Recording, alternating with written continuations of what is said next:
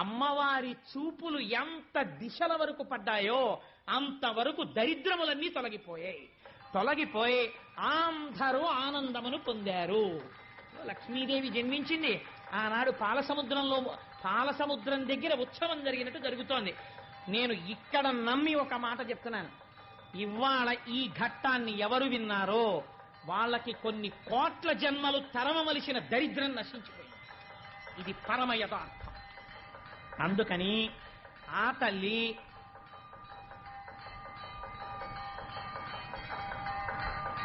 ఒక్కసారి మీ అందరూ కూడా మానసికంగా అదిగో అక్కడ నీరాజనాన్ని తీసుకోండి, ఒక్కసారి అది కళ్ళకద్దుకుని నమస్కారం చేసుకోండి.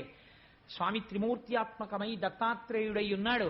చక్కటి జేగంటలు మోగే ఈ దేవాలయంలోను అటువంటి పరమ పవిత్రమైనటువంటి లక్ష్మీదేవి యొక్క ఆవిర్భావము జరిగింది. ఇంకా దేవేంద్రుడికి దరిద్రం